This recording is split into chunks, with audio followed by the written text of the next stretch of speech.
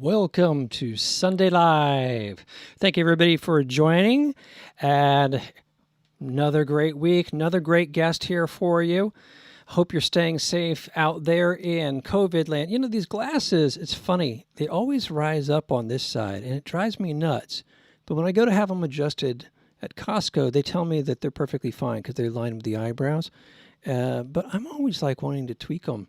See, I think that looks better, right? Anyhow, total attention deficit disorder moment. Thank you for joining us. And we had a little bit of challenges with the guest audio again this week. It seems like every week is a new issue crops up that we've not seen before. And you restart everything and then it clears up. That's just the world that we live in. It's tricky, but I'm thankful for this technology and I'm thankful for it to allowing us to meet on a weekly basis and for me to bring you some great artists and great musicians. Speaking of great people, let's bring on Joe and see how he's doing there in San Francisco Bay Area. Hey, Joe, how you doing? Hey, how's it going? How do you do?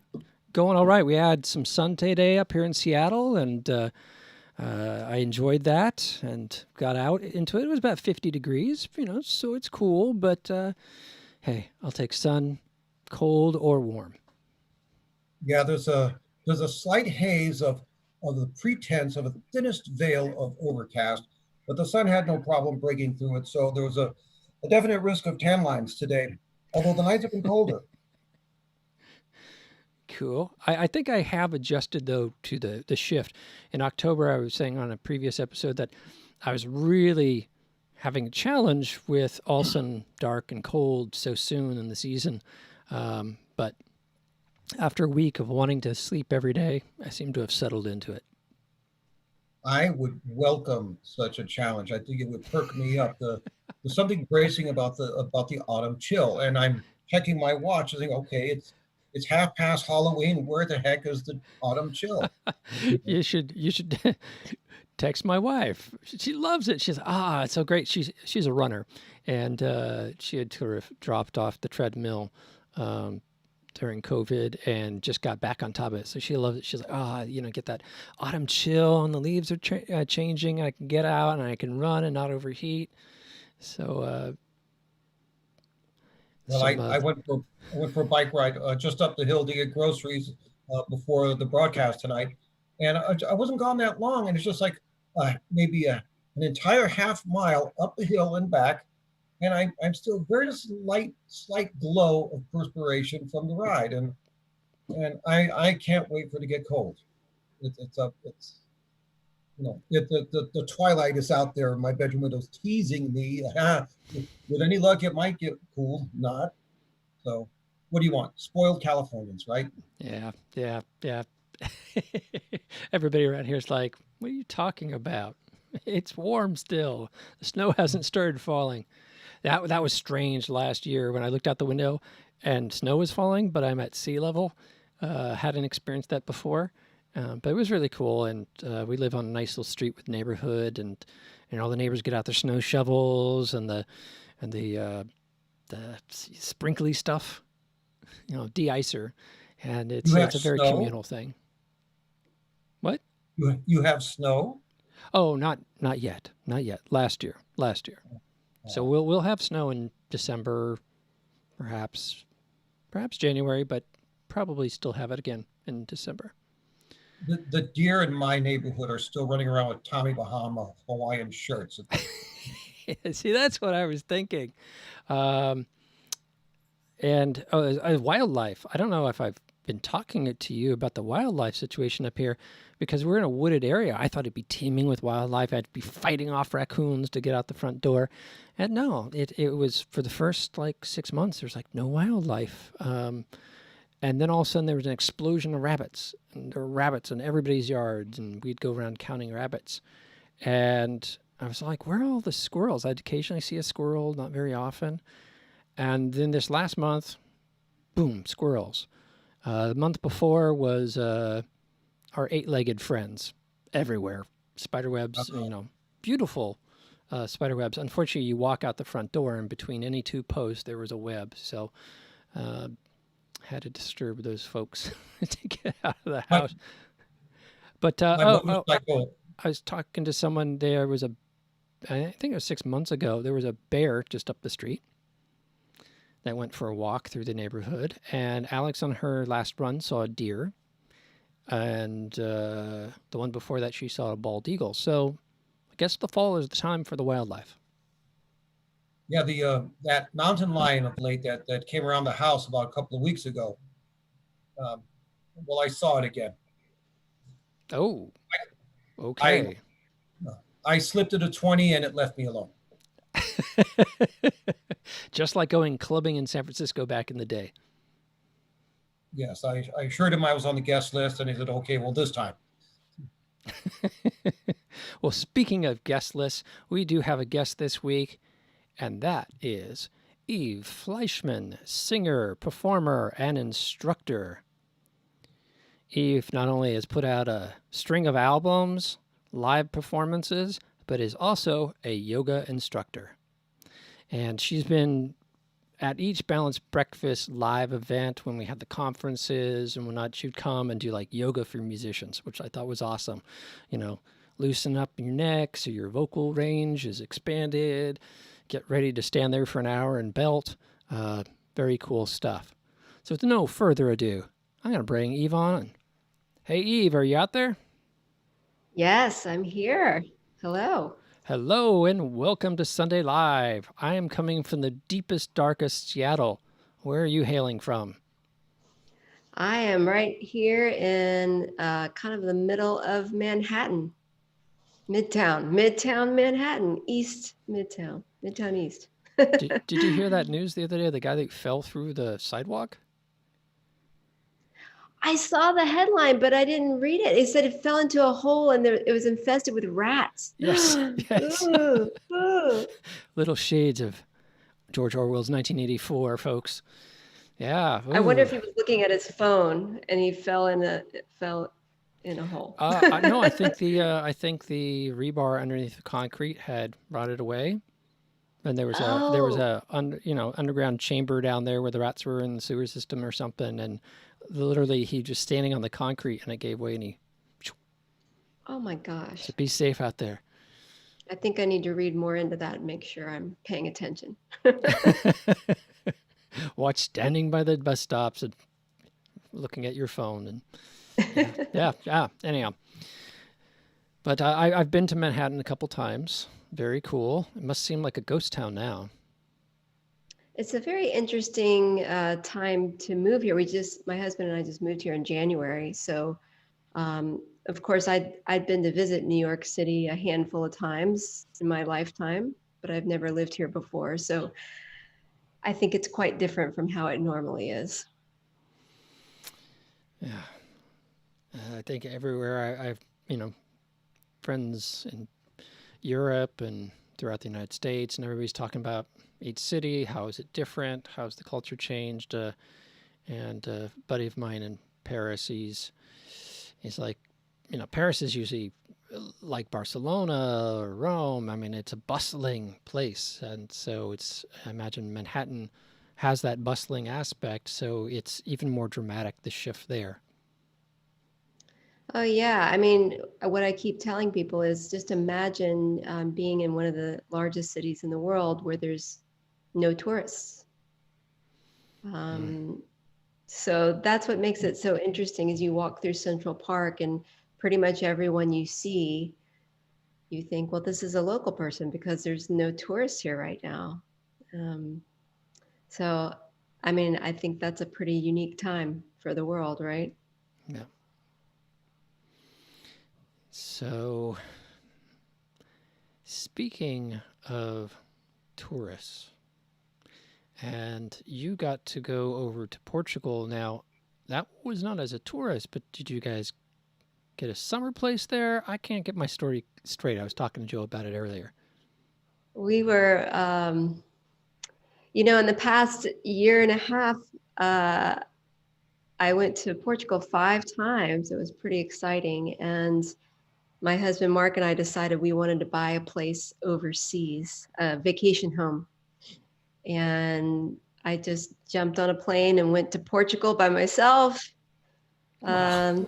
a year and a half ago, and then it was just a whirlwind. We ended up on the show House Hunters International, and that was, of course, very exciting. And they filmed us there in Portugal last September, and then the show aired March, I think 7th, and then the whole world shut down the next day. Oh my goodness. But that was like that morning. For some reason, it aired at 7:30 in the morning, I think. So we got up early to watch it. It And then seems there was pretty darn early to be doing like house makeover show. I know, and that was something new that they were trying. Usually it was, in the evening, I think, but they had started doing ones early in the morning, um, and then they recently aired it again, like maybe a month ago, and we didn't know they were going to do that. So all of a sudden, I'm getting all these messages from people I know and people I don't know, saying, "Hey, I did you move to Portugal? Are you there now?" The other thing that was funny is the show made it sound like that we had moved there. We didn't make anything up. Everything we said was true, but they edited it. So when I said we've never owned a vacation home before, they just took out the word vacation. So you hear me say, we've never owned a home before, and we're going to buy one in Portugal. So, I had people calling me out on that because my friends were like, you owned a home in Nashville. What are you talking about? And I was like, well, I didn't lie. They just cut out words. Folks, if you're not familiar with the entertainment industry, a lot of editing happens. It happens with singers recording albums. It happens on the news. It happens in documentaries. And sometimes it's unintentional, right? They're thinking, oh, let's shorten this sentence because we got to fit the timeline slot here. And suddenly you're buying your first home ever in Portugal. In this instance, it was definitely intentional. They thought, I guess they thought it made a better story if we were moving there and it was our first home, made it more dramatic. So got it. Yeah, wow. That's and then you've signed off to be on this show, right? And they own the content, so they get to do what they want with it. Exactly. But it was a great experience, and I thought it's all about the conflict, especially with American reality TV. You got to have a conflict, but I still feel like they made us come off pretty good. I mean, I felt good about it. So you and your husband are filmed about buying the summer home, blah blah, and you see the edit, and you're like, "Where'd this fist fight come from?" Right, you had to have your sides. Mine was and of course it's very formulaic. If you watch those types of shows, it's always the same kind of thing. I wanted the view, and I wanted the Portuguese charm, and my husband wanted city center. They kept dropping in him saying city center like 20 times. It was pretty funny. But it was great. It was a really fun experience, and working with a crew, a TV crew is a new thing. So very cool. Now, in our last episode, we were talking about Tiny Desk and about how that all works and everybody scrambling to get their videos in every year. And I found on YouTube a Tiny Desk of yours from a couple years ago that I want to show everybody. This is pre-Portugal, pre the drama of the house and her abandoning her U.S. passport. This was back when she was an American citizen. I'm trying to do the same time, build a little drama here, help my ratings out. You're like, Caleb, you promised never tell the secret. Okay, I'm totally getting distracted, which is typical me. But I'm going to show the Tiny Desk concert video and give folks a sense of some of your performance and music, and then we'll come back and chat more.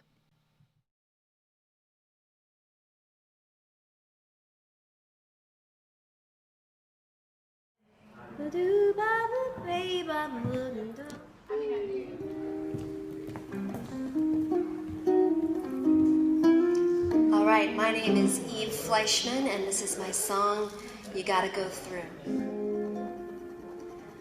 A siren song for the troubled soul, the lowest rules to use. How to resist a lure like this when you've got the rock bottom blues. Listen to me, my friend, when your world seems turned on end.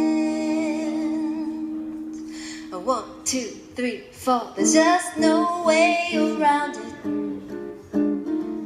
You gotta go through it, you know it's true. You gotta go through. And maybe you can't see it with those clouds blocking your way, but it's true. Yeah, you'll come through. You're like a phoenix rising from the ashes amid raining cymbal crashes, like a wave on the shore, like a cannonball, boom, boom, boom. You'll break through and you'll rise. Raise your voice and sing, come alive. Lift your head to see there is light, even in the darkest day. There's just no way around it. You gotta go through it, you know it's true. You gotta go through.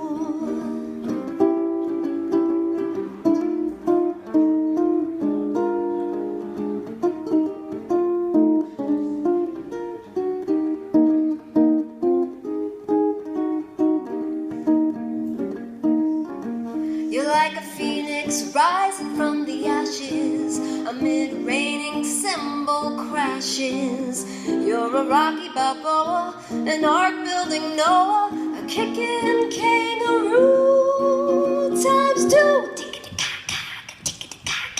Woo!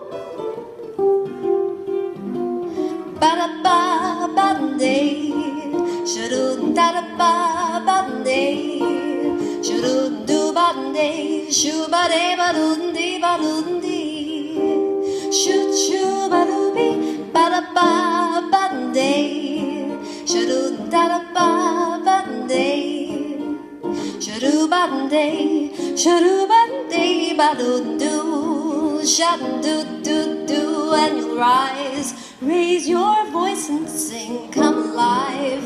Lift your head to see there is light, even in the darkest day. Hey, there's just no way around it. You gotta go through it, you know it's true. You gotta go through. One more time, I said there's just no way around it, no way. You gotta go through it, go through, you know it's true. You gotta go through, yeah. You gotta go through. You gotta go through. You gotta go through.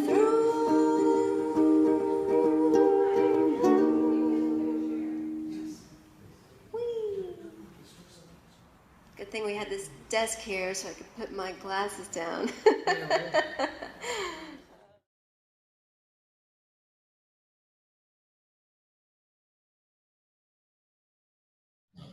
You Gotta Go Through, Eve Fleischman. So, Eve, are you out there? Yeah, I'm here. So I thought that track, even though it was a couple years ago that you did that Tiny Desk, just is a good theme song for our days. These, you just gotta take a deep breath. We're all gonna have to go through this. Try to keep a smile on our face. So you buy this holiday home in Portugal. You're on this TV show. All that's covering you buying this place. You guys buy the place. It goes through. You own it. And now COVID. Have you been back? Well, I feel very lucky that I went there mid-January, again by myself this time, because Mark was starting a new job here in New York. And I went just to check on things. And it was nice because that was the first time I'd been there in winter, and it kind of felt like San Francisco, and that it was 55 and kind of that chilly, you know. But I spent about, I think, 5 or 6 days there, and of course, had no idea what was coming. So unfortunately, Mark hasn't been there since last September, and we can't get there now. We can't fly there, and our intention was to rent it out to vacationers, but of course that hasn't happened either. So, but we have a management company that goes and checks on it once a week, so we're told. Make sure the raccoons haven't moved in and right. Wow. Yeah, it's crazy times. Crazy times. There's so many folks I talked to who had, big investments, were launching into something, and all, put on hold, or they're trying to figure out an alternate way of approaching it. It's really tricky. And I think us performers, we can give everybody something to think about other than that a bit. Yeah, so I think so too. And you're right. Right at the beginning of when everything shut down and I did my first online concert, that was like my closing song, because I agreed. I felt like it really kind of fit with what we're going through. You got to go through. Yeah, it's a good kind of rally song. And my last live show was the day before Seattle shut down, and we lost our big gig the next week. And I did the online. Maybe it was balanced breakfast as well for you. And a friend said, "Hey, you should do this often." And I thought, I didn't want to perform every week live. Let's bring on some other folks, and create a platform for artists to get exposure for a different crowd, whatever, and just for us to get together once a week and connect and listen to music. Yeah, it's nice. And here we are, soldiering on. Speaking of listening music and the total change in reality, you sent me a clip that had one meaning, and probably you sent it for that one meaning, and now it has taken on a whole different meaning, and I'm going to show that now.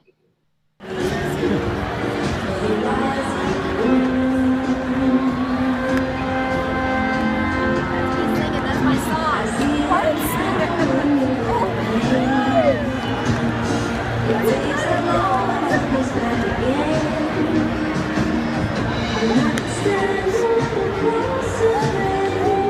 Let me feel some light tonight.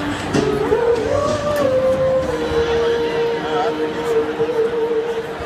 was going to make it. Oh, won't you come a little closer? Woo! Let me feel your light.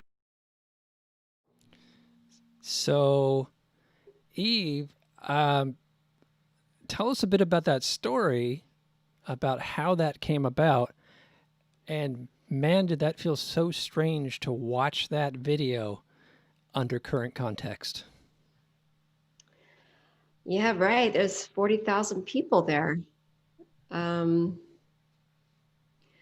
I really love that little video, because when I watch it, I think it's so funny how I'm like, why am I making such a funny face? And it's because I was trying to sing along, but my mouth was smiling so hard at the same time. So I'm trying to sing, ooh, but my mouth is like, I'm just so happy and I'm smiling so big I can't say ooh. And the really funny part about it, Caleb, was that nobody around us knew. It was just my husband and me sitting there, and nobody around us knew that it was my song playing on the loudspeakers. So they're like, why are these people standing up and dancing and getting all excited in the 7th inning stretch? There's not any, There's nothing to be excited about. How did it come about that your song got played? Well, this is, I'll tell you the importance of this music community that we are both in, Balanced Breakfast. Somebody from the group, Annie Bacon, you might know her.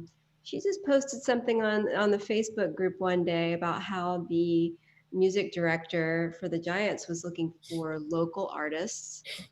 And she gave a contact info. And then so I just wrote the guy and I said, oh, I have this song. And he wasn't specifically looking for songs about San Francisco, but that's what I sent him anyway, was a couple of songs that I had written about San Francisco. And he ended up picking that song, along with several other local artists. But what was really cool is that I was trying to get to the game. I wanted to experience it in person.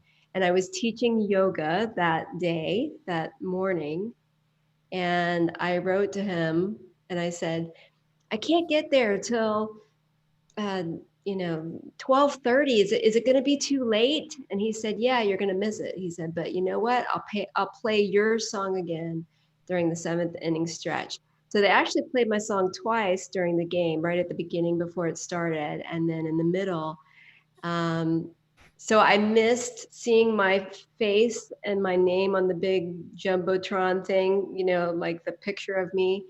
But what I got instead was 40,000 people there in the middle of the game. And it was such a thrill. So that was a cool moment. Wow. People are going to get tired of me talking about Balanced Breakfast because I'm like, Balanced Breakfast, Balanced Breakfast. I've had more opportunities because of Balanced Breakfast. It's just a great community of artists and folk, not just musicians and artists, but Mark, I don't think Mark makes music. He's music legal guy, right? And he's Right. there giving free of his time and connecting with people and saying, hey, if you need any help, give me a call. It's a great community. So if Yeah, you're, I think we inspire each other and encourage each other. And that's so important at any stage as a musician, So it was really valuable to me when I was in San Francisco and of course now that I'm here well, you're in the New New York. York City head. Well, yeah, but we had that one great meeting and it was a big meeting. There was like 40 people there. And then the world shut down the next day. I keep saying. And when I moved to Seattle, I came back from Paris, end of October and last year, and then I settled in here in Seattle, and I kicked Balanced Breakfast into gear and was going to KEXP downtown and getting people, and through those people I met some like-minded people who were also having meetings like Balanced Breakfast, so we combined efforts, and we spent 40 months building up this community. And yeah, boom, when it shut down, what I found was the Seattle music scene is so about live music. It's not a community of people online like you get in San Francisco. And all of a sudden it was like just people I'd connected with and everything just sort of vanished. And I've tried to get them involved in Balanced Breakfast online, and no interested takers. It was very interesting, odd. I was unexpected, and I think Tim's experienced a similar thing in San Jose where it all fell apart. So now we're having the international group meet every 2 weeks, which is cool. Right. And the downside is I'm not getting to meet local people around me. But the cool news is now I have all sorts of friends all over the world. Right. Exactly. So we got the New York, base when this all thaws in a year. We got the New York base. I can go to Colombia. There's the crew in Colombia that Stefan connected with, and so we all just got to get our passports ready for once we're vaccinated and we can travel again. That's right. And who knows? I'll be joining meetings from Portugal someday. You will. You're going to. And That's right. It's just a matter of time. And I'd like to say to folks, it's tough when your life is disrupted. It's tough when everything you thought was going to be goes up in a puff of smoke. Just wake up each day, say, I'm still breathing. I still have my fingers and toes.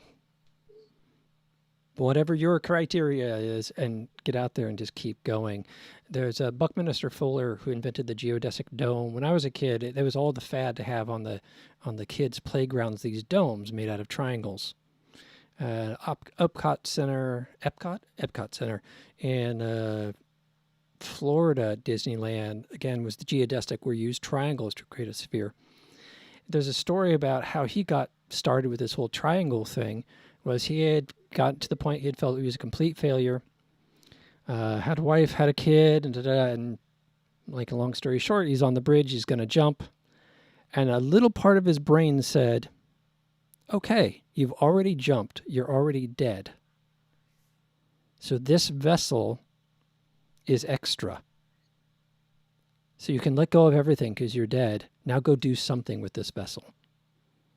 And he went on to invent all sorts of engineering designs and inspire generations of engineers to think about a completely different approach of how you built buildings and cars and whatnot. So, Wow.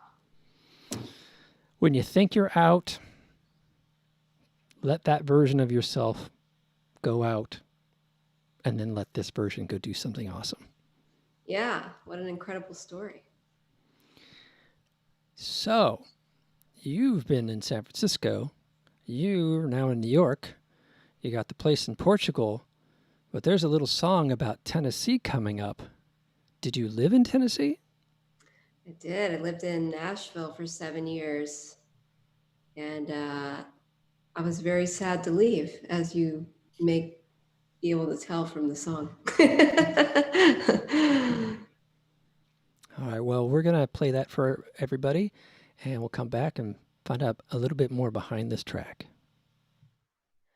No more fireflies and chickadees. Hey there, new bird, bluebird, talk to me. Won't you come by my window and say hello? I'm leaving Tennessee. I can't say what that means for me. I know it's time to go. Forgive me if I'm slow in leaving Tennessee.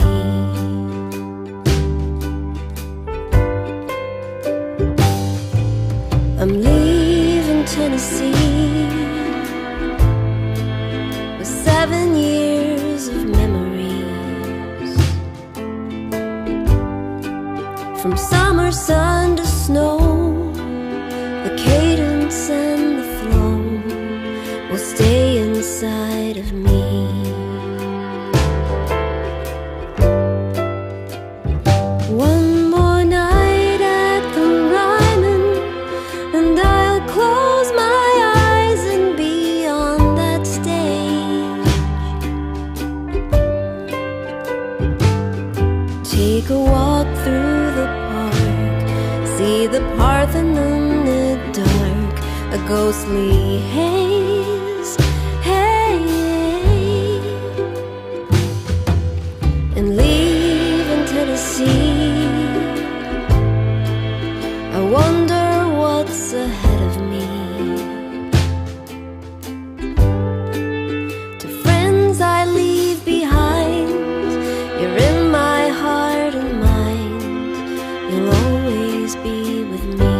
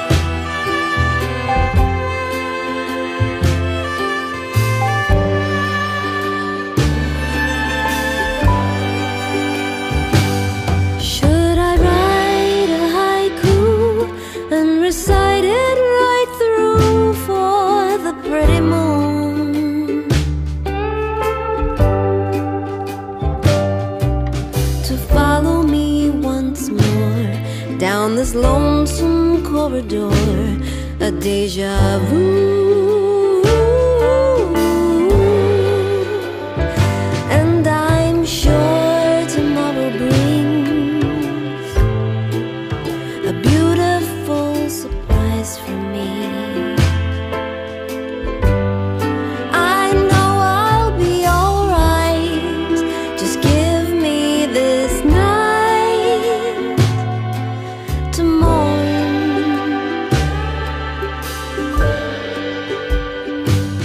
'Cause I'm leaving, yeah, I'm leaving Tennessee.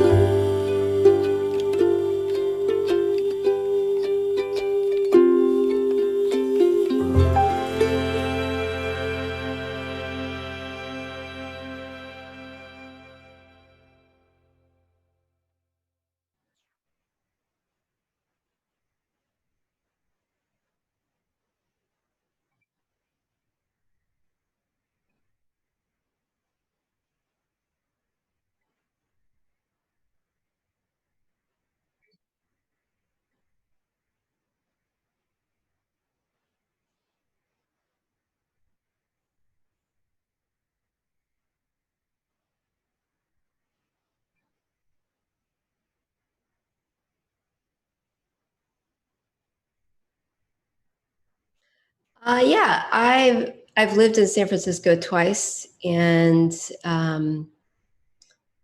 the first time was in early 2000s, and then flew across the country to go to music school in Boston, Berklee College of Music, and then my husband and I lived in Tennessee for 7 years in Nashville, and I went there when I was in school. I went there on a spring break trip with a bunch of musicians from the school, and just kind of fell in love with that singer-songwriter culture there, and somehow convinced my husband to move to Nashville, and just really loved it there. I felt I was in my kind of creative zone, and working with other musicians, friends that I made, and some of them were from Berklee College of Music. I met them through the alumni group, and uh, one, her name is Mary Wakefield, and we started writing children's music together. We started a duo called Eve and Mary, and I just was really productive in writing a lot of songs and putting out albums, and so it was a great time. And when I found out that we were moving back to San Francisco because my husband got a job back there, it's funny, I was actually in San Francisco at the time on tour. Uh, my friend Joe Smith, who I went to Berklee with, he drove down from Pennsylvania to Nashville, and then we drove all the way out to California and came all the way back and had shows all along the way. And so I actually happened to be in San Francisco at the moment that Mark found out that he got that job and we were going to move back.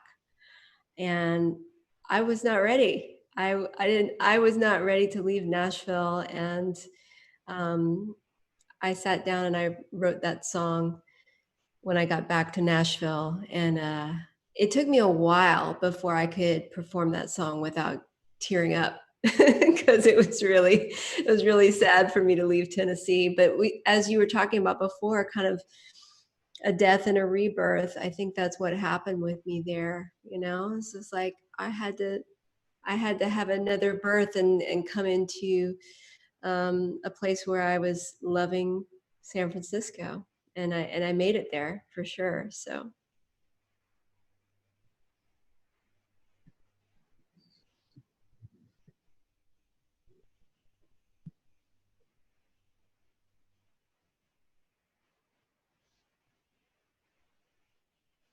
yeah, and I like to write songs about sense of place, I guess. I have a lot of songs about places that I've lived. And so when we got back to San Francisco, I started writing songs about San Francisco, and they were kind of even intertwined with when I had lived there before, so I had like another layer to it.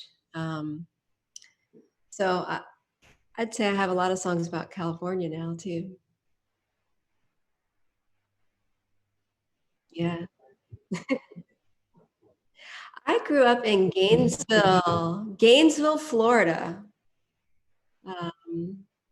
Yeah, so yeah, I've crisscrossed the country a few times, and lived in Texas, lived in Houston for a while, lived in North Carolina. I was actually born in North Carolina. That's where both of my parents' families are from. And we moved to Florida when I was 4 years old. So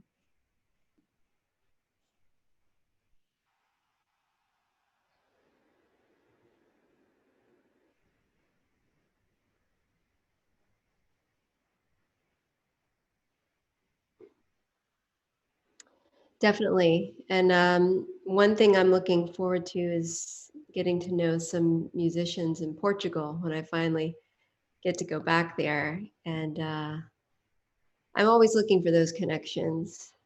Um, so I have, I've kind of gone through a period in the last few years where I haven't been writing very much in the last 2 years, I would say. And I think it's just because my life has been kind of on a, as I said earlier, a whirlwind kind of experience. But I did start writing a new song when I was on the airplane coming back from Portugal.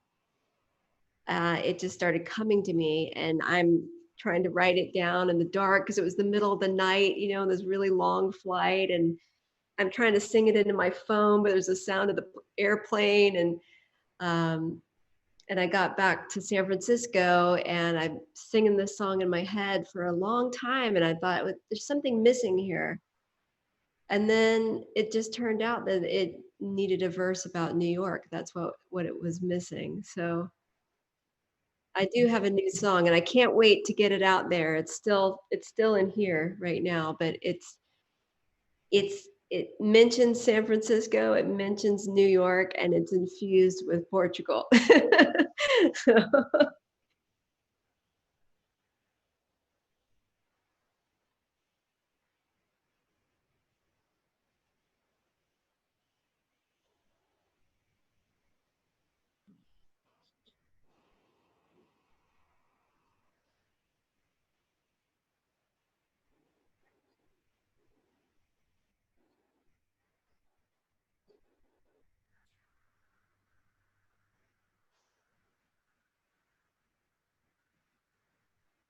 right.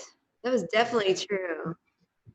Yeah, because when I started it, I didn't know that we were moving to New York, so we'll see what becomes of it.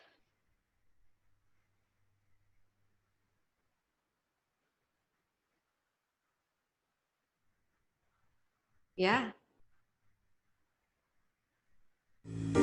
We might have some background dancers here. I don't know. These are the two I'm stuck in the house with all the time, Mark and Laszlo. I hope you got to see that. Beautiful. Thank you so much. You got me laughing. Do you remember the reason why we married in the fall? To rent this little nest and get a bit of rest. Well, here we are, just about the same. Foggy little fella, drowsy little dame. Two sleepy people by dawn's early light, and too much in love to say good night.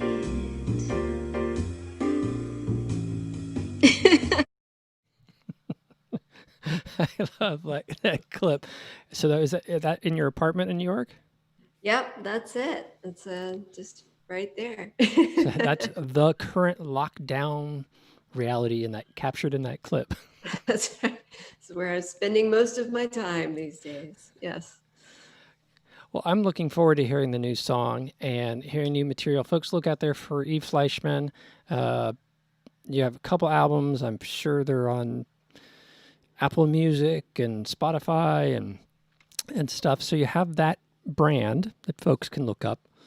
And if you didn't catch the spelling, and if you're a German student like I was, there's no C in the Fleischmann. That's usually how, when I have to spell out my name, I'm like, no C. Fleischmann, without the C.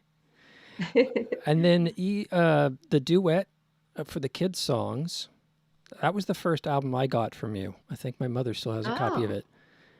With you guys in the is it a VW Bug with the top down little cartoon? Right, green means go. Green means go. That was the first thing I heard by you. All right, that's cool.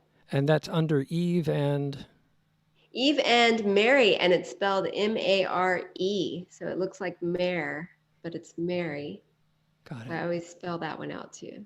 So Eve and Mary, Mare. Look it up. Fun album for the kids. And how many albums do you have out? We've got two Eve and Mary albums, and then I have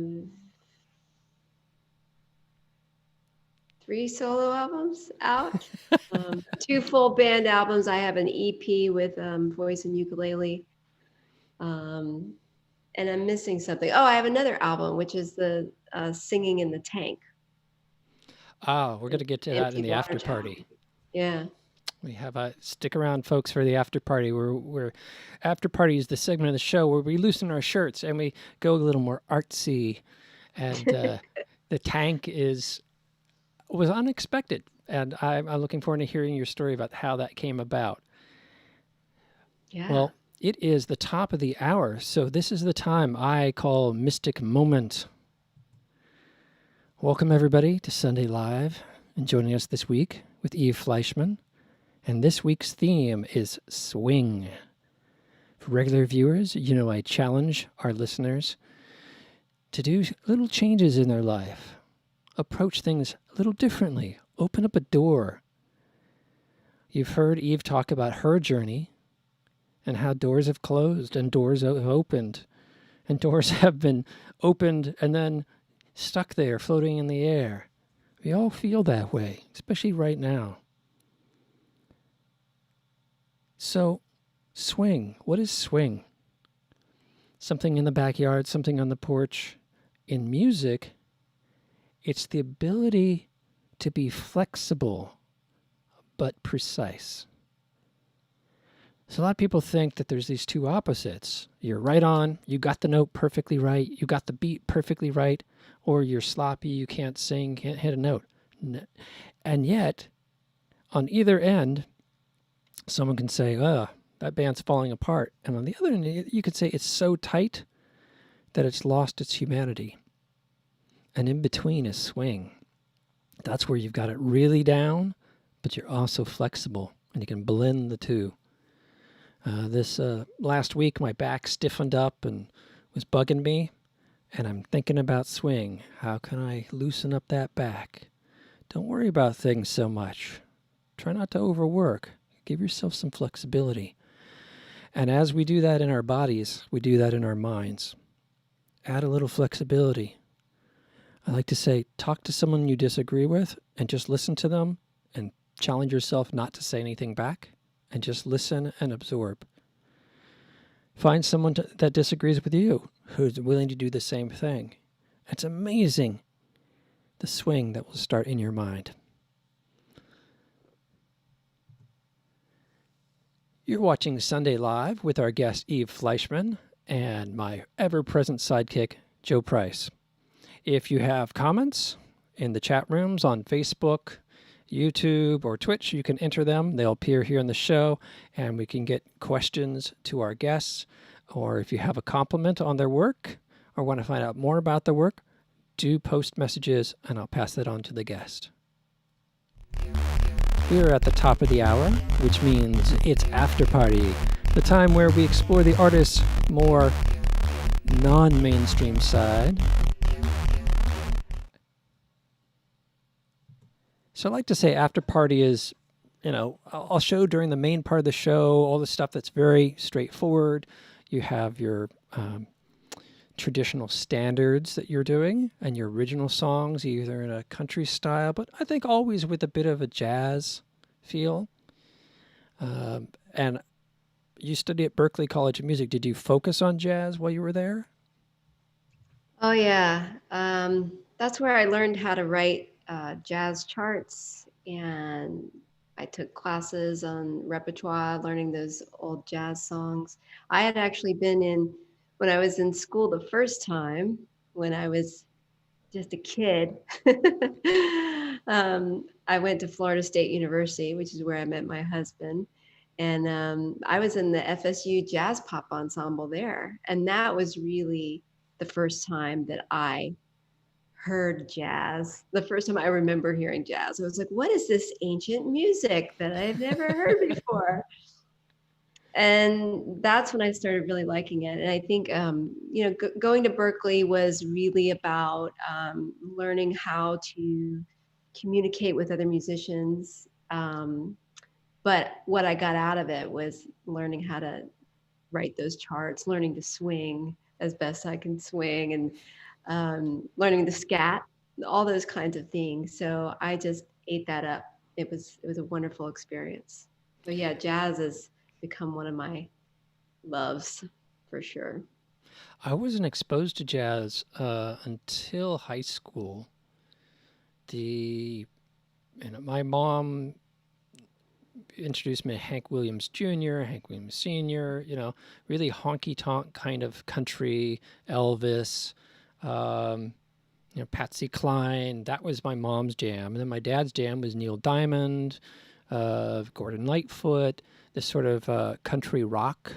So I got a lot of country and rock, and then also my dad was into bluegrass.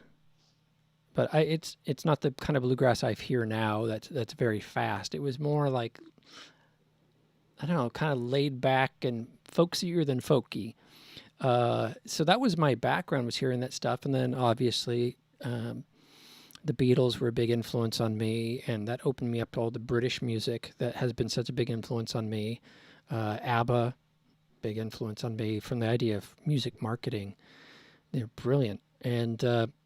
And then I hit high school, and I'd been doing choral singing, and the conductor was like, well, I also have a jazz choir putting together. I'm like, ooh, I get to use a microphone and amplifiers and not just, stand there with my book singing the notes and trying to make sure I hold on to every Mozart run.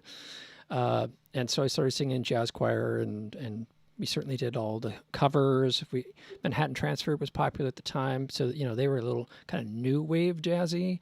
And there was this guy named Bobby McFerrin that was hanging around the jazz scene at the time, down from Oakland, and we'd go to these festivals. And the first time I heard Bobby McFerrin, he did Spain, and then he did the Beatles' I Want You, She's So Heavy. And my mind was blown. He sang all the parts of the song at the same time. So he was singing the bass, the guitar, the lead vocal. I'm like, how is this even humanly possible? He was precisely hitting a bass note, then jumping up to the higher note, then jumping back down to the next bass note, jumping back, so that it sounded like he was playing multiple instruments out of his body. Oh, he is like, wow, just incredible. Yeah, I was lucky enough to see him live when we lived in San Francisco the first time, and then I had two teachers that were in his voicestra group. So a voice teacher in San Francisco, Raz Kennedy, and then another teacher at Berklee College of Music was one of his members, and his name was Marlon something. And what a fabulous class, but he was never there because he was a session singer in New York City. So whenever they called, he canceled class. But when he was there, wow, what an incredible experience, just trying to get, pull that voice out of you in a group. And that's how I felt at that Bobby McFerrin concert too. Just like you said, just hearing him like do all the parts himself. Especially if you're a singer and you know what it takes and you know what the journey that you're on with your own voice, and then to see it, I think as singers have even a greater appreciation of what Bobby can do, because we're like, you know, my only claim to fame, I lived in Marin before moving to Seattle, and I like to say people in Marin like to tell you their pedigree at the bar. Oh, I met George Lucas at the market just down, the other day, and so and so, and oh yeah, Janis Joplin, once puked in my bedroom or whatever, and it's like very important to the culture that you talk about the famous people that you've met, and I just turn to him and go, Bobby McFerrin taught me how to sing the letter J. Which is my only claim to fame. When he would do, these were high school students, and he would do these jazz festivals, and all the high school students that were doing jazz would come, and he would, like you said, he would teach classes, and get a group of 6 to 8 kids and sessions throughout the day, and he would work with your voice and pull something out of it that you never thought was there. Oh yeah. You have a Amazing. guest. Oh, look. Laszlo's making an appearance. He likes to heckle me sometimes. Oh, there he goes. He's already See, been I have to leave that door slightly cracked because otherwise you'll just hear caterwauling. Loud meowing, so better just let him do his thing. So this next video clip made me think of Bobby when I saw it, and it made me think of Joe. And Joe, you've been silent out there. I put this one in today's set for you, Joe. So I'm listening. Yes. So be watching.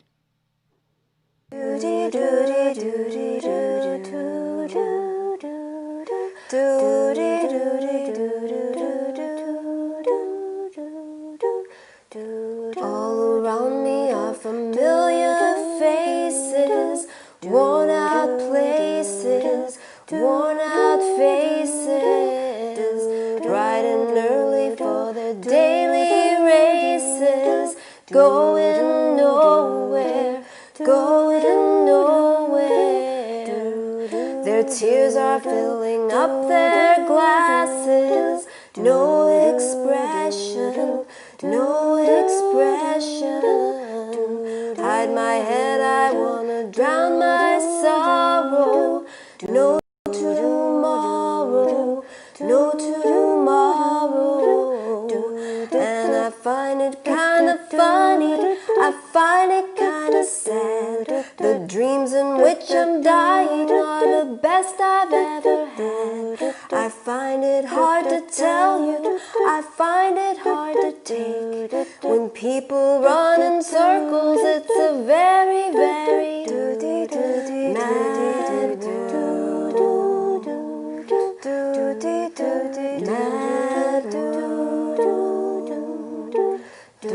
children waiting for the day they feel good. Happy birthday, happy birthday. Made to feel the way that every child should. Sit and listen, sit and listen. Went to school and I was very nervous. No one knew me, no one knew me. Hello teacher, tell me what's my lesson. Look right through me, look right through me. And I find it kinda funny, I find it kinda sad. The dreams in which I'm dying are the best I've ever had. I find it hard to tell you, I find it hard to take. When people run in circles, it's a very, very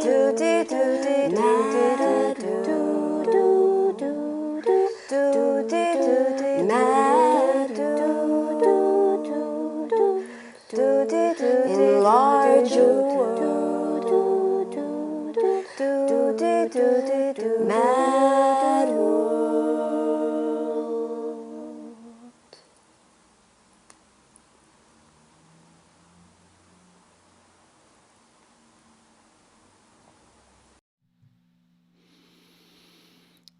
Joe and I are big '80s fans. My wife's also a big '80s fan, so I saw that come up. I gotta get an '80s song on the show. That was a request from, I was doing my pledge music to raise money for my last album. And somebody made a pledge, and their reward is they got to pick the song for me to make a video. And I really wanted to do it myself. So I found that a cappella app and learned how to do it, learned all the parts, learned how to sing the bass and the piano. And there goes Laszlo. And it was Very good really layering. challenging, but it was fun too. Very good layering there. Oh, thank you. Just like analog mixing, just layer upon layer. It sounded very cool. Well, thanks. And it's one of those things where, I mean, you're singing into your headset, right? And if you mess up, you just have to start all the way over. It's not, I mean, with each layer, you know, you just can't. So it took a while, but it was fun. I had a question. Based on your experience, you have a very beautiful singing voice. Oh, thank you. I couldn't carry a note with a wheelbarrow, but you do it so beautifully.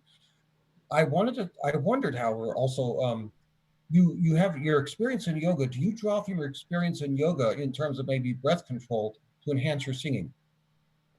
Yes, definitely. You know, I started training to be a yoga teacher at the same time as I was, right when I got to Nashville after I was in music school. And it helps me tremendously with performance. One way is that, you know, there's certain yoga poses I can do before I have a big show where I know that I need a lot of stamina.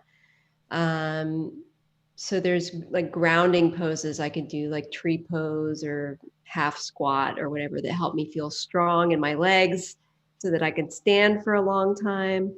And in that way, think about my lower half of my body supporting the upper half of my body when I sing. It's not all about what happens right here, right? And when I'm singing and if I start to feel fatigued, I then pay attention to my belly. What's my belly doing? Sometimes I'm holding it too tightly.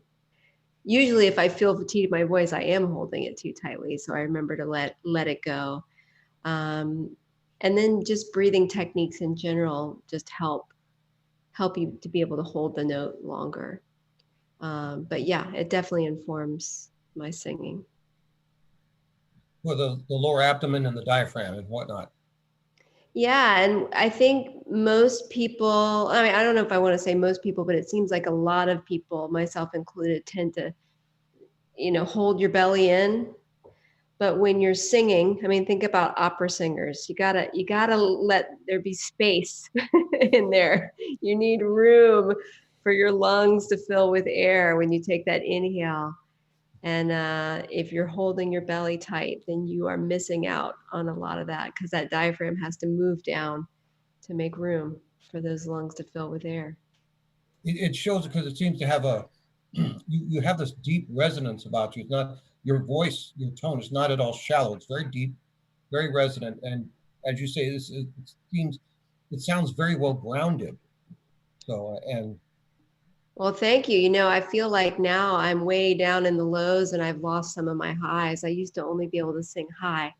And that's a thing with age too, you know. So when I was in my 20s, I had this high voice, but I didn't know how to hit the low notes, you know. So now it's a challenge when I have to hit the really high notes. I'm more comfortable in the low range.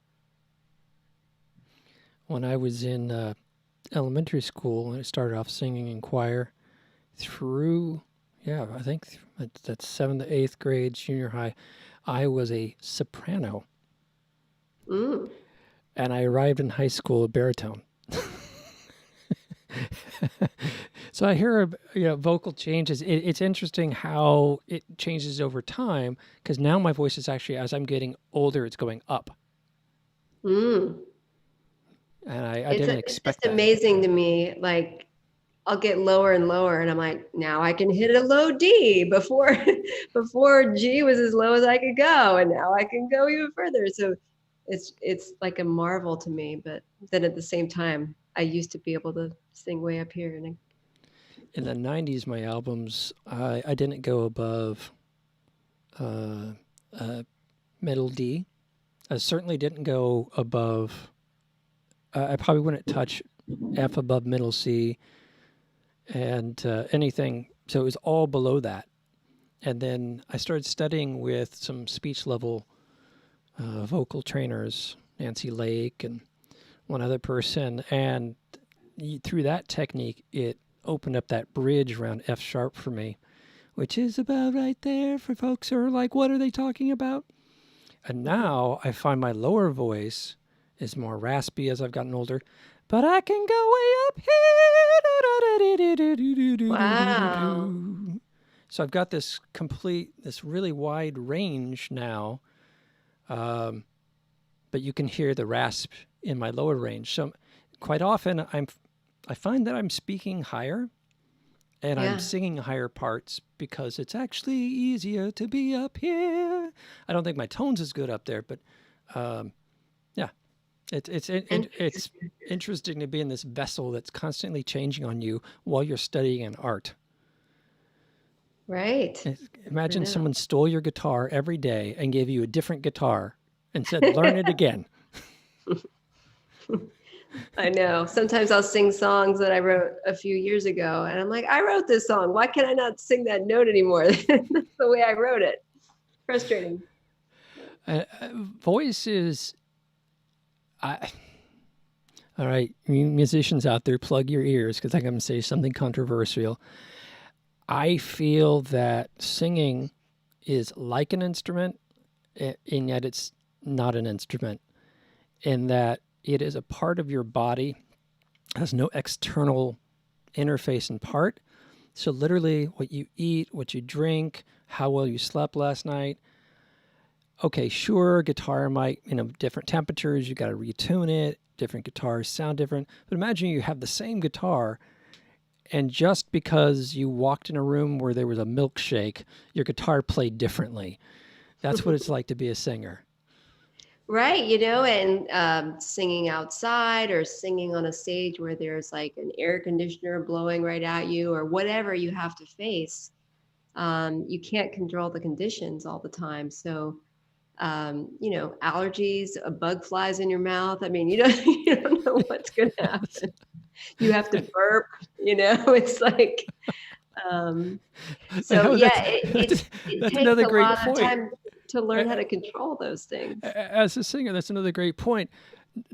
Not only do you have all these other reasons why voice is different than a guitar, but a guitar is there to play guitar, but your mouth is meant to do multiple things, digestive, breathing, and you're throwing singing, and all three of them are happening at the same time. And you're like, oh, I've had that. Like, I'm singing this phrase, and all of a sudden I feel a burp coming on. And you're like, no, how do I? And you got to manage through that. And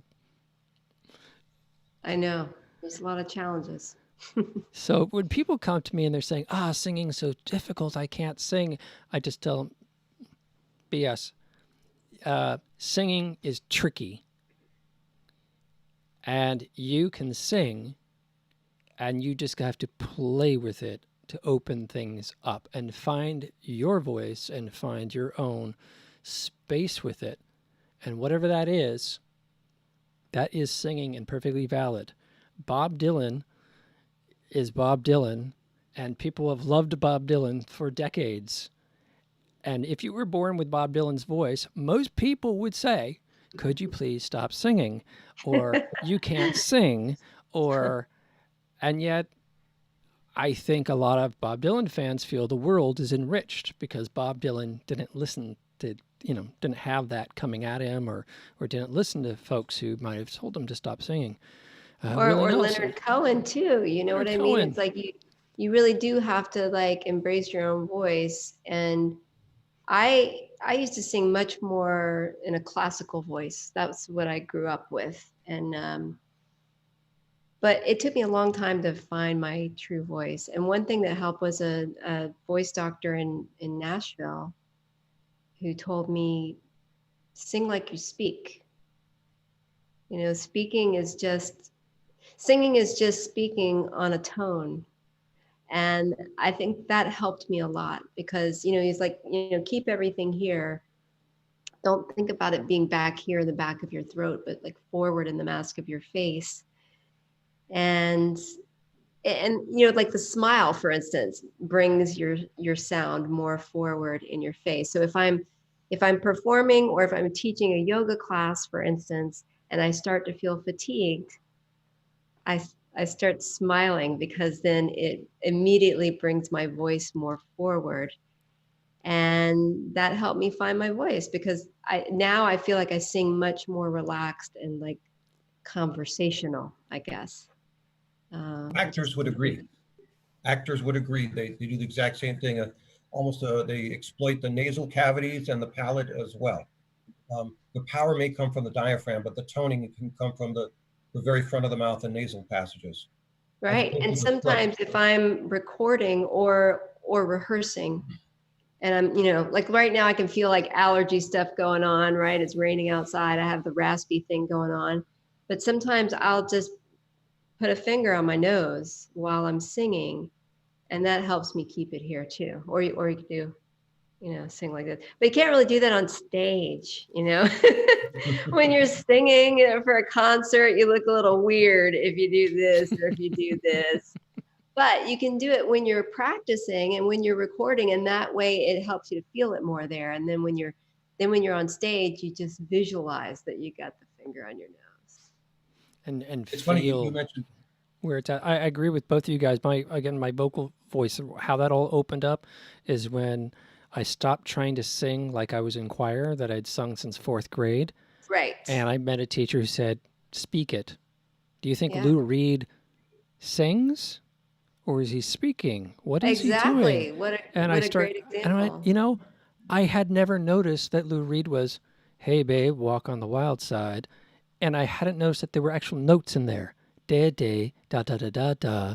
Yeah. I'm like, he's still hitting notes. He's not, hey, babe, walk on the wild. He's not sustaining each one. He's still singing notes. He's speaking with intentional notes. And that got me to start doing that. And when I'm disciplined, when I'm working on a song, I will go back and speak through it first, get a sense of where it's going before trying to, push into it. And I don't push from the diaphragm anymore. I breathe, open it up, and let it naturally come up. And like you said, get it back from out in the throat because I had all that throat choral singing. So, bring it up forward, bring it up. Right. I mean, those are the key words, right? You said I was trying and I was pushing. You got to get rid of the trying and get rid of the pushing.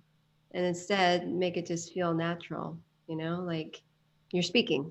You're speaking on tones. One rare exception might be someone like Tony Bennett, who's a master of voice control. On the other hand, you have these wonderful singers like Mavis Staples, who takes her voice and makes it her own. As for Lou Reed, the one thing when I was younger, I used to think one of the few differences between Lou Reed and Bob Dylan was that Lou Reed sang like Bob Dylan on a morphine trip. but Lou Reed and Bob Dylan, they share that same transcendence. Their speaking voice becomes the melody. Yeah. And both of them, you couldn't separate the songs from that voice, and those voices became iconic. Right? You can't think of 60s folk movement without hearing Bob Dylan in your ear. You can't think of New York City without thinking of Lou Reed talking about tough streets and I just went to people. The coolest exhibit. When the museums open back up, which some of them aren't even open yet, but I went to the MoMA maybe the 2 weeks after it opened, and they had an exhibit. Of course, there's like nobody there. I'm like there. I have the whole museum to myself. Nice. And they had this really cool exhibit that you walked inside a space where they had these monitors way up high, like video monitors showing visual videos from the 60s, just people walking down the street or dancing or whatever. And they had kind of strobe lights going, and then they had Lou Reed singing. It was just like waiting for my man, and it's like, it was quite trippy, and I was in there alone. It was very cool. I'm glad I got to see it because I think it was an interactive exhibit that was ending in a few days, and the museum had been closed for months. So it was meant to be that I got to experience that. If I miss anything during this COVID, I'm an introvert, and so being here in the studio and more time to work on my stuff, I'm like, oh, fine, no big problem. But I miss gallery shows. That's something you just can't recreate a gallery show online. You can't you can recreate some form of a concert online, but going into a gallery like that and having an experience like you're on your own, you're having this unique experience that you're never going to have anywhere else, and it will never happen again in your lifetime. Is so precious. Right, and when we were talking about earlier about how things are different right now, their most famous painting that they have is Van Gogh's Starry Night.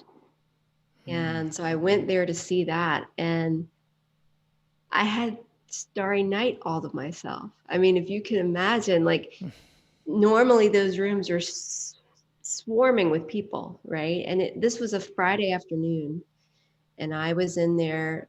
When I first walked in, there were maybe 2 or 3 people standing around, and then they moved along, and there I was in front of Starry Night all by myself. And I thought, well, here's a silver lining for things being shut down, Can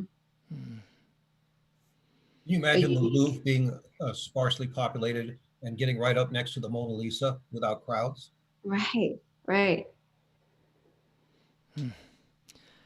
Well, speaking of your art side, I think the tank struck me as more of that art side. We had the Bobby Farron multi-voice, and now here's something completely different. Here is scenes from the tank.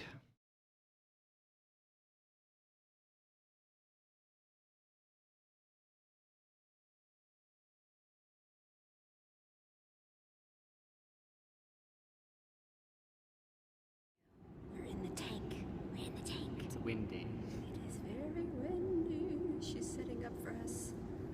We just need to talk.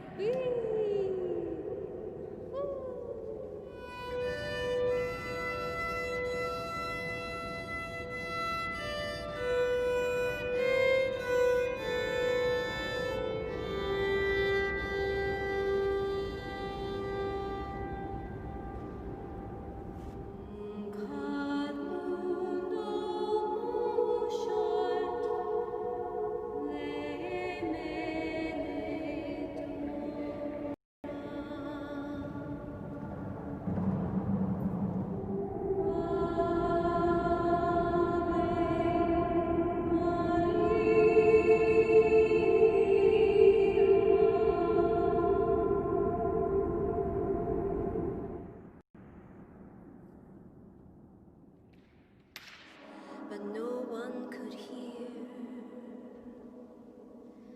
my screams or my dreams. Oh, that's what I fear most. Whoa, whoa.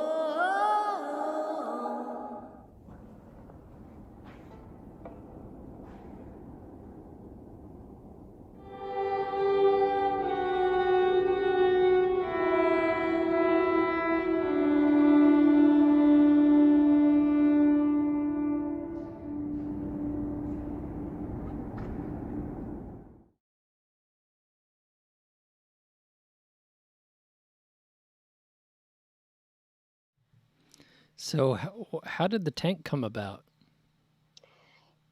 This is funny because it's actually the same friend who commissioned me to do Mad World. That's the friend you see here in this video. His name is Tim Kerwin, and we've been best friends since I lived in Houston. He still lives in Houston. And he happened to watch this segment on, I think it was Good Morning America or something like that, like on Christmas Day. And they were talking about this tank in the middle of nowhere where people go to sing inside the tank because of the amazing acoustics. And he thought as he was watching this, I'm going to take Eve to the tank. And so he started planning it, and it was a surprise for my birthday, which is August 24th. So he planned it that whole beginning of the year. And at first he didn't tell me where we were going. He just said, pack a bag, be ready to go. and then maybe a few weeks before, he let me know where we were going. And he said, and by the way, I've been learning how to play violin. He had never played violin before, and or played much of anything before. And so he'd been taking lessons so he could accompany me. And so it was the coolest experience. I say the coolest, but it was actually the hottest, because it was an empty water tower made of metal in August. And we were in there maybe around 5 or 6 p.m. The sun was still out, blazing hot. It was over 100 degrees. Oh, man. That big hunk of metal. So talk about breath support and having to adapt. It was also an issue with altitude sickness as well. It was quite challenging. And so I described it as, it felt like I was singing deep underwater, like I was a big whale or something, just because of that reverb that went for miles. But I also felt like I was singing inside of a kiln, like an oven. And you watch the video and you think, oh, that's cool. And you don't think about temperature and the weather conditions. And even if he's booking and maybe every day was going to be fine, you arrive to a performance space and suddenly you're met with the environment, being completely different. And right. And the wind, like in the video, it says that sound you heard is the wind hitting the tank. Again, it felt like a rolling tidal wave banging into that thing. So we had to wait a little while because it was too windy at the beginning, but luckily it died down. And now, did that end up, that became a live performance that you did there, or? He paid for recording time. So it was just the two of us in the tank. And for most of it, it was just me in the tank. He did 3 songs with me. And then the rest of the time I was in there by myself, and he was across the way in the recording studio, which was an adjacent building, listening. So I just brought a list of songs that I wanted to try. That one at the end of singing Fog, that was my original song, but most of them were kind of, old ballads. I think the song that everybody wants to sing in there is Amazing Grace. It just is the one. Because the thing is, you have to sing super slow because it has so much reverb that if you start to sing fast, it just piles up on top of each other. That's why you can't really have a band in there either, because it's too much, too much hitting against the walls. So, for a solo vocalist, like doing Ave Maria, these things that came out of performances in cathedrals, I imagine it's a great opportunity. It's like, oh, I can't get to Europe, but I can get to the tank. Yeah, right. Yeah, I've sung Ave Maria in a few weddings over the years, and so I brought that one out. And I also sang a song in Gaelic. That was the first one maybe that you saw in there that I had learned years ago. So it really was kind of like this otherworldly experience. And this is in Colorado, and you said it's at some elevation. So, folks, if you're listening to this and you'd like to do a tank follow-up, make sure you maybe adjust your elevation before you go, and don't go in August. Rangeley, Colorado, and it's Tank Center for Sonic Arts, I think is the long name. That's really cool. Yeah. And that you got to, and in there, you're in this extreme environment and you're singing and having that experience. It's another case like going to a gallery, an art gallery show, an exhibit, and being in a space and you have a unique experience. And I think that the arts can create in unique environments. Like this tank, you say, oh, it's just the tank. How unique is that? But by making it a singing location, now you've added the arts to it. and suddenly you get these experiences that just don't happen anywhere else on the planet. Yeah, it made me want to find more resonant spaces like that in the world. And I ended up putting out a flash drive album of songs from the tank. And that way I could share video and photos and the stories behind it. And it was just a really cool experience. And um, yeah, I want to find caves. I want to find, I don't know, like, I'm just ready to. In fact, last summer when I was in Portugal, I was seeking out some pretty cool cave sites that I could sing in. So I have to get there. So my father's side came from the Azores, which is think of the yeah. Portuguese Hawaii. About 120 years ago, came to California and bought land here. Here, I've been in Washington only a year, so my brain still thinks I'm in California sometimes. And so there was I would see films of my grandfather going back to the Azores and shooting stuff. So I always said I'd go. Almost went 2.5 years ago and didn't. And I'll fly into Paris and then I'll fly back, and my schedule won't allow. So Lisbon is a little out of the way from the Paris San Francisco direct flight arch. So I've had all these excuses, and then you bought the place there. Literally, I was being texted at the beginning of this episode. I told a friend, please stop texting me during the episodes because it's making a pinging noise, because he was telling me he was safely arriving in Portugal. Yeah. And now COVID, all of a sudden you realize, something I thought, I'll do next year, might not be available to me next year.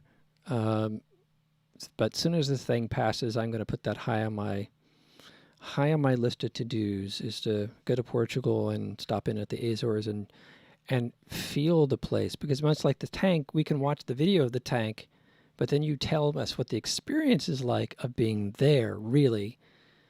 And that's a whole nother matter. Oh yeah. And Portugal for me is just, I mean, it's so old. It has so much history and it's so beautiful. I haven't been to the Azores yet, but I've seen pictures and videos of the Azores, and wow, it does look a lot like Hawaii.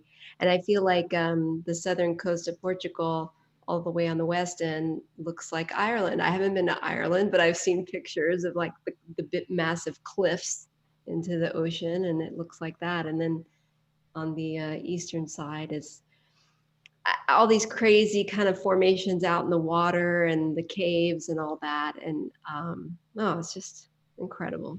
Singing in caves. Now I have another reason to go. And it's funny you mentioned the Celtic aspect, because in the north, I guess what the little section of Spain Spain controlled that goes over the top of Portugal, they still play bagpipes there. Oh wow. It's still a Celtic culture from It's back when the very, Celts, yeah. before the Romans drove everybody out. They're still there, and so there is that, what we'd consider an Irish culture in the north, is my understanding. So Right. I'm Very just going to have to make it a big tour. Mm-hmm. Well, the next track is different from all of that, and this is a live performance and a song called Sad Happy. No, it's two songs actually. It's Oh. The first one's a cover, and then the second one's an original song. So you were talking about Hank Williams Jr. earlier. Mm-hmm. This is one of his songs at the beginning. Okay. Yeah. Got it. And then we follow up with one of my songs. So I don't know if you want me to tell you why we did that, those two together, before or after. No. Well, how did it come about? Well, I performed mostly when I was in San Francisco. I usually perform with my friend Steven Strauss, who plays the ukulele. And at the time, near the holidays, I was working on an application for American Voices. I don't know if you've heard of that, but it's kind of like the ambassador program that started with Louis Armstrong, was the very first ambassador. And I was just so into this idea. I wanted to do this so badly. And so you had to have at least 3 people. It couldn't be 2. It could only be 3 to 5 people that were auditioning. And so I was trying to I don't know, create situations where we'd have an audience and we're interacting with them, and we're singing old traditional, songs like the Hank Williams song, and then singing original songs too. And so that's why we were doing those together there. And did you write Happy specifically to contrast with Sad, or just you already had Happy and you thought you would combine these two songs together? Yeah, I think that just kind of happened in the set list, and I ended up putting them together. You had to submit videos, so. Cool. A happy accident. Mm-hmm. Here is Sad and Happy.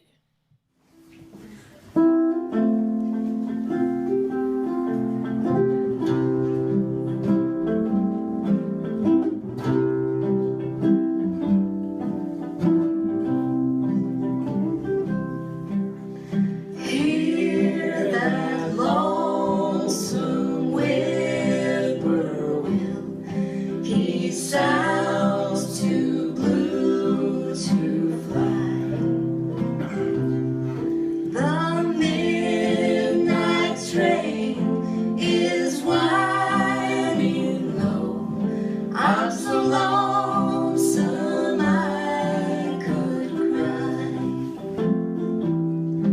I've never seen a night so long when time goes crawling by. The moon just went behind the clouds to hide its face and cry.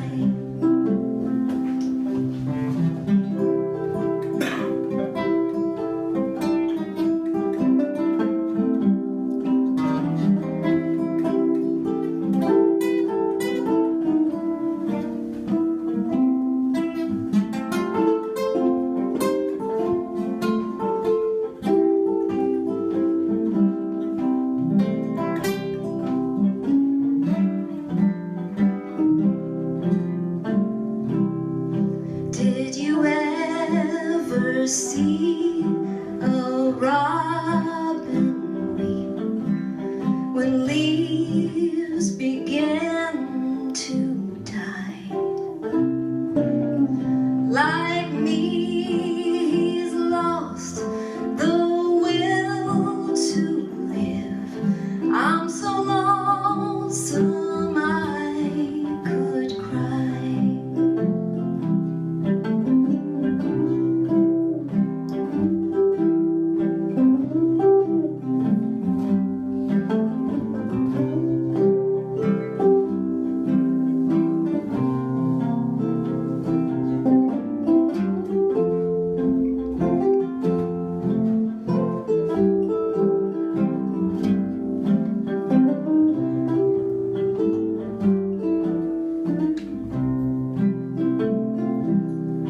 The silence of a falling star lights up the purple sky.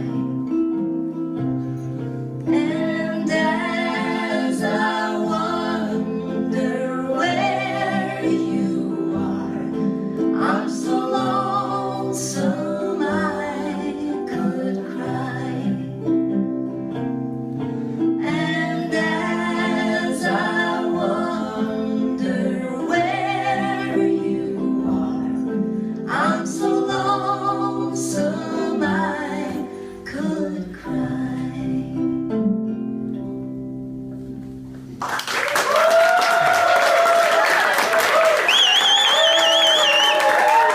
The third above, that's it also. That my heart knows what the birds know, and the choir sings, happy heartstrings, or if you so desire. Okay, are we ready? Are we ready?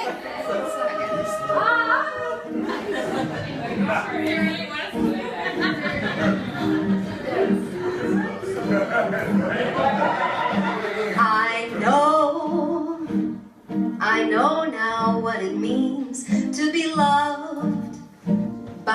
you. I know now what it means to be loved, so true. And I know when the birds sing in the sky up above, that they're singing for me and my love. I know now how it feels to be held so tight. I know now how it feels in your arms each night. And I know when the choir sings to the rafters above, that they're after this feeling, my love. Yes, they're after this feeling, my love. Horn solo. Wow, wow, wow, wow, wow, wow, wow, wow,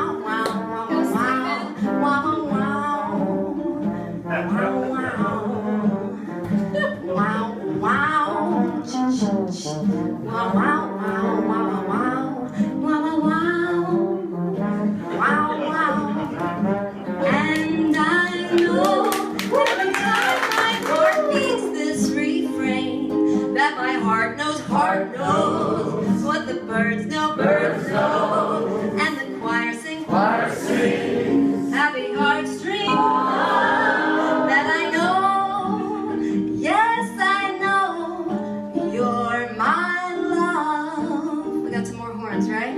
Wow, wow, wow, wow. Wow, wow, wow, wow, wow, wow, wow, wow. Wow, wow. Wow, wow. Wow, wow, wow, wow, wow. Wow, wow, wow, wow. Shoo-ba-doo, ba-da-dee-da, ba-ba-doo-doo-dee-dee, ba-da-doo-da, ba-boo-dee-doo-dee-doo. I just said booby. Okay. I know now what it means to be loved by you. I know now what it means to be loved, so true. And I know every time my heart beats this refrain, that my heart knows what the birds know, and the choir sings, happy heartstrings.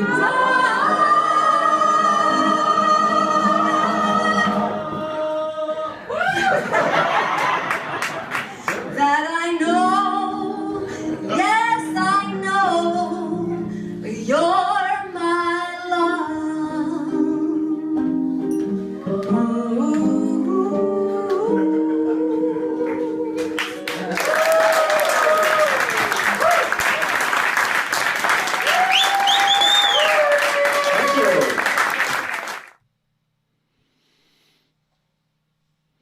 I love how you turned it into almost like a training session for the audience to perform in that Hank Williams American classic style. You know, that was a real treat because, as I said, you know, usually I'm performing as a duo, but we had Kurt Stevenson with us. He was a friend of Steven's. And it was such a treat to be able to sing in 3-part harmony, because I don't get to do that too often. And just to experience that song. I mean, of course, I knew that song. I've known that song probably all my life, but I don't know, that was such a treasure. And to share it with such an intimate group too.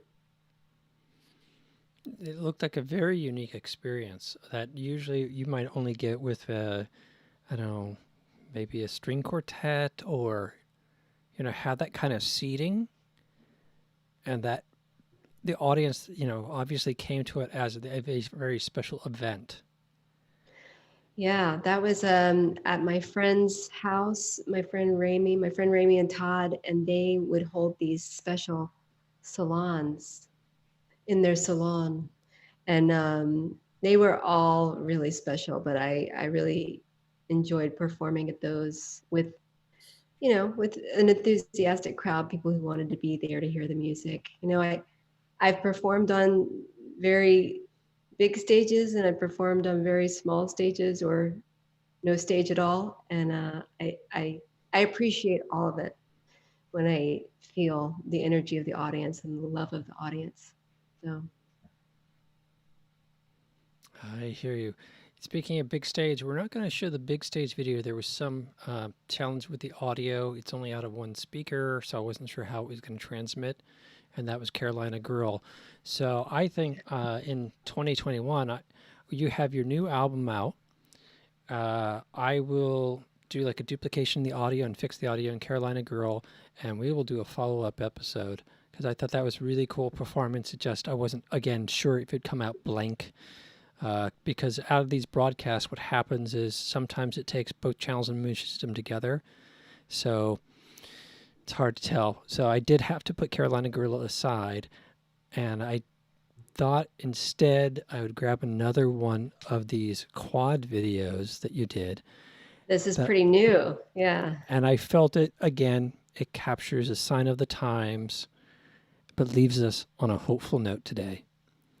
Okay. This is... I'm not going to say it. You guys figure out what the song is. Just a castaway, an island lost at sea. Oh, another lonely day, no one here but me. Oh, more loneliness than anyone could bear. Rescue me before I fall into despair. I'll send an SOS to the world. I'll send an SOS to the world. I hope that someone gets my message in a bottle. Message in a bottle. A year has passed since I wrote my note. I should have known this right from the start. Only hope can keep me together. Love can mend your life, or love can break your heart. I'll send an SOS to the world. I'll send an SOS to the world. I hope that someone gets I hope that someone gets my message in a bottle. Message in a bottle. Woke up this morning, don't believe what I saw. 100 billion bottles washed up on the shore. Seems I'm not alone in being alone. 100 billion castaways looking for a home. I'll send an SOS to the world. I'll send an SOS to the world. I hope that someone gets I hope that someone gets I hope that someone gets my message in a bottle. Yeah, message in a bottle.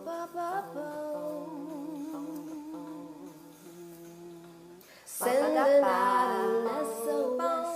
Sending out an SOS. Sending out an SOS. Sending out an SOS. Sending out an SOS. Sending out an SOS.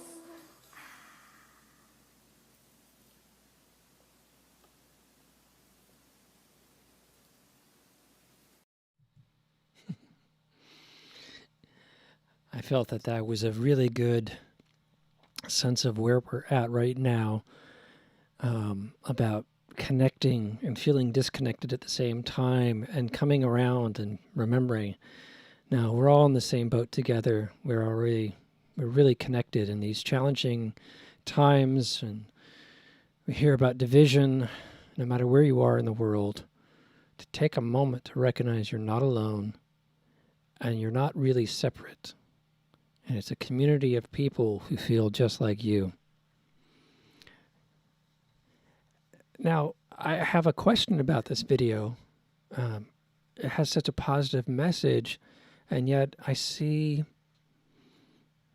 that you don't want to recognize your sisters.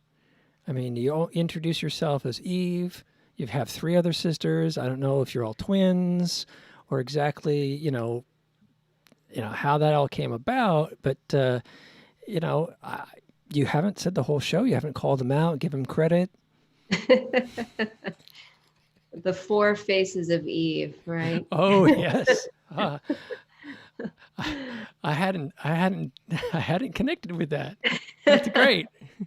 I just love the sporty, sporty Eve. Let's call her Sporty Eve. Right. She is, she's not all as, into it. Apparently, she has her moment. And then Posh Eve, she's off on another world behind her glasses. Call me when you're ready. I know, those are really fun. As I said, they're a lot of work, and I never know if they're going to finally make it to fruition, but it's really fun to do. And I try to be open to what the muse is sending to me these days. And for some reason, it was sending that song. It was sending that song, and it was saying, you got to do that song. So I said, okay, I'm going to do it. And the muse calls, you must respond. That's right. Technically, it just occurred to me, you did those all in separate takes. You said you use earbuds. So were your earbuds and you were singing against the music? The original music? How did you make sure that all 4 videos were in time with each other? Right. Well, when I did the Mad World one, I just did it, right? I just held the phone and sang into it. But because this was a faster paced song, I felt like I needed to at least have an anchor of a beat. So I used my iPad that has iReal Pro. I don't know if you use iReal Pro, that app, but it's a popular app among jazz players because it's like a fake book. It has like all the jazz standards you could ever imagine and any other song that somebody wants to create. So there's a lot of pop songs in there too. So I just Googled iReal Pro message in a bottle, and sure enough, it was there. So then I bring that into my app, and then I make my own arrangement because those a cappella videos have a max of 3 minutes.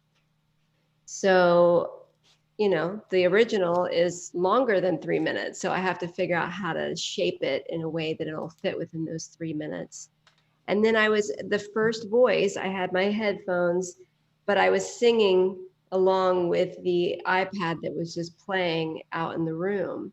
So you can kind of hear that that's there. And then you add a voice and add a voice and add a voice. You can hear the other voices as you add them.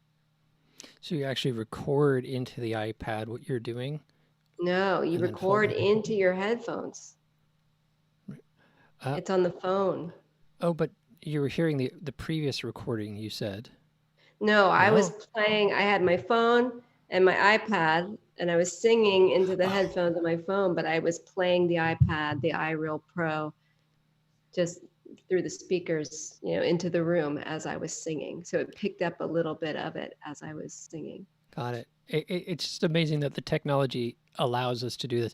Oh, how did you record that fantastic music video for your new cover tune single? Oh, I recorded it on my phone. Yeah, right. I recorded the song, the single, and the music video on my phone in real time, while I had an object that's thinner than a laptop, coordinating as my orchestrator. Yeah. And that acapella app has a mixer in it. So after you record all the parts, you can go in one at a time and mix the levels. And it's pretty cool. That's super cool. I've written that down. That was, according to my note here, iReal Pro. iReal Pro, like little I, big R, iReal Pro. I can't recommend that enough. It costs, I don't know what it costs now. I think when I got it, it might have been $5. It might be like $7.99 or at the most $10, but it's invaluable because really you can find any song that you need. And if not, like I've written my own songs, I've written charts on iReal. And it's always backlit. It never goes dark. So you're playing a gig outside or in a dark, like a jazz thing where you're background music, and it's not going to blow away. It's not going to go dark. It's just perfect. And I've performed with many jazz players where we just kind of met in the moment, and they all have iReal on their phone. I don't know how they see it.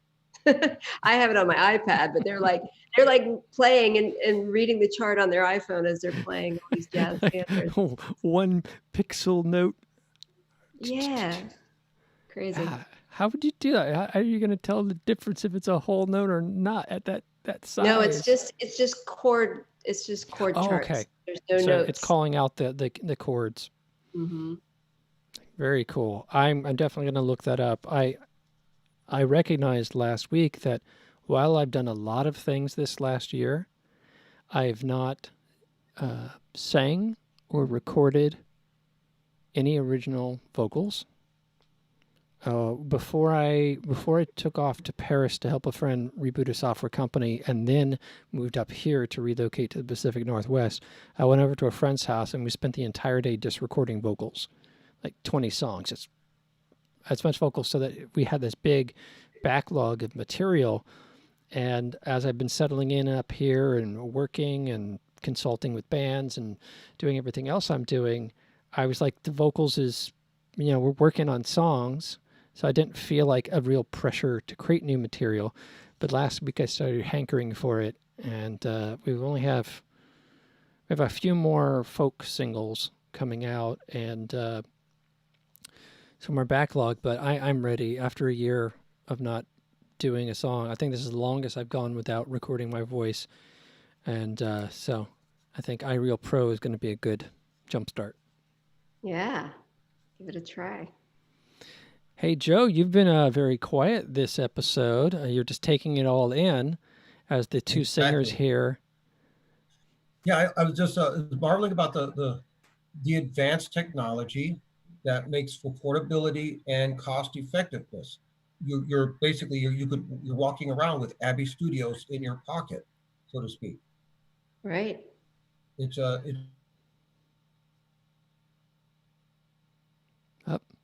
Have the guests locked up?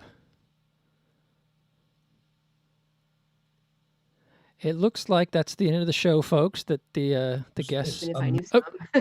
They're back. You guys were gone.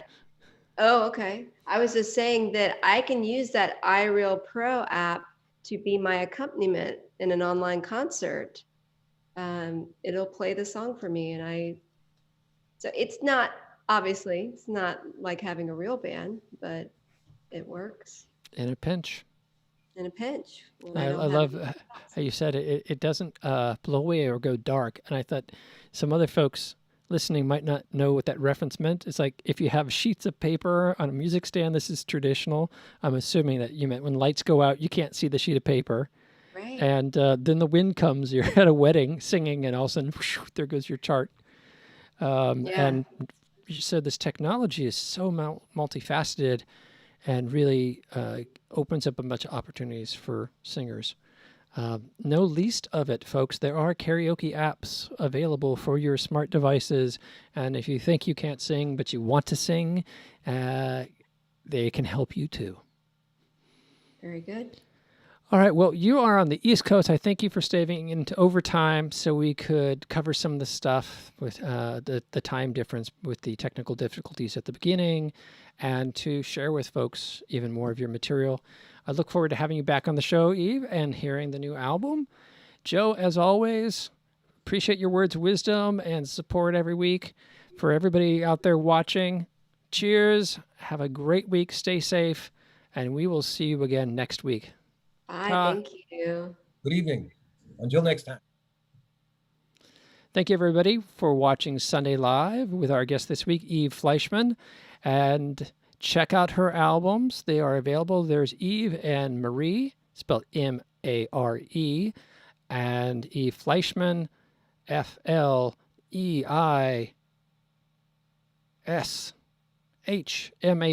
So Fleischmann, but not with no C in there, as you normally would see with the German name.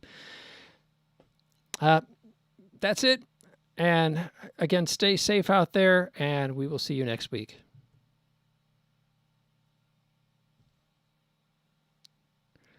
If you're interested in finding out more about my music, you can contact me on Facebook, Caleb Duarte, Kalibduarte. I have 3 band projects, Caleb, Audio Tourist, and Cuir Bleu, all available on Bandcamp, and we have channels on YouTube. Go check them out.